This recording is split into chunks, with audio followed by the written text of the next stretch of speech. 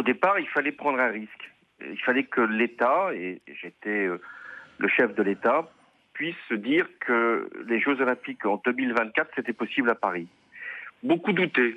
Pourquoi ? Parce que nous avions plusieurs fois perdu. En 2005, en 2012. Et il y avait cette idée qu'une candidature était finalement une perte d'estime de nous, dès lors qu'on n'avait pas la reconnaissance du Comité olympique international. Alors moi j'ai dit, à un moment, il faut que l'État s'engage et qu'il dise que si la ville de Paris, parce que c'était elle qui devait déterminer la candidature, si la ville de Paris confirmait le choix de déposer une candidature, l'État serait à ses côtés, et c'est ainsi que tout est parti.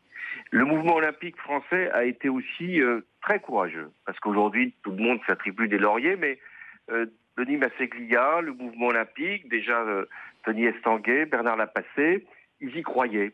Et alors même que beaucoup s'interrogeaient. Est-ce qu'on ne va pas encore avoir une nouvelle déconvenue ? Alors je les ai réunis, je leur ai dit, écoutez, si vous y croyez, moi je veux absolument que tout puisse s'enclencher et que, à un moment ou à un autre, on savait que ça allait être en septembre 2017, c'est-à-dire après mon quinquennat, eh bien, moi je voulais qu'il y ait une prise de responsabilité. C'est ce que j'ai décidé. Et aujourd'hui, je suis tout à fait heureux que Emmanuel Macron ait repris l'initiative, que Anne Hidalgo se soit engagée comme elle s'est engagée, que Tony Estanguet et Bernard Lapassé aient été de merveilleux ambassadeurs.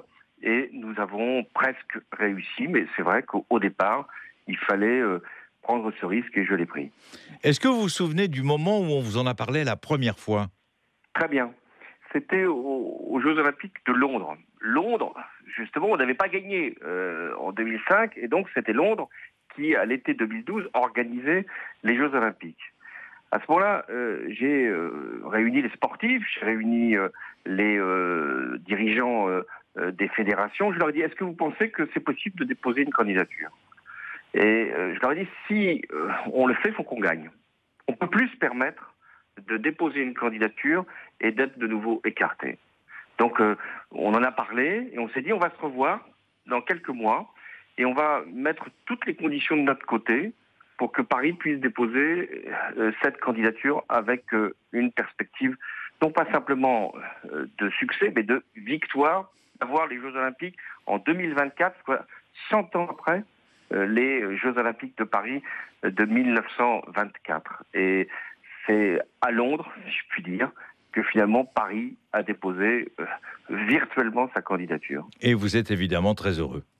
Oui, je suis heureux pour... Parce que vous aimez le sport.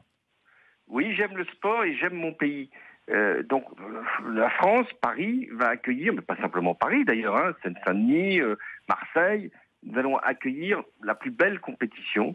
Beaucoup vont se passionner pour toutes les disciplines qui vont être présentées. Il y aura des équipements sportifs qui vont être mis à disposition ensuite de nombreux jeunes qui jusqu'à présent n'accèdent pas à certains sports. Je suis heureux parce qu'il y aura beaucoup de retombées économiques. Il y a toujours là aussi un risque. Est-ce que ça va être rentable ? Nous avons tout fait pour que ça le soit. Les financements sont prévus. Là aussi, évitons les mauvais procès, les inquiétudes. Oui, moi je suis heureux parce que en 2024, je ne sais pas où je serai. Mais il y a une chose que je peux vous dire, c'est que si je suis sur cette terre, je serai devant ma télévision. Plus que ça, je serai parmi les spectateurs. Première réaction de l'ancien président François Hollande après le retrait de Los Angeles qui ouvre la voie au JO à Paris en 2024. François Hollande répondait à Jacques Vendroux pour France Info. France Info.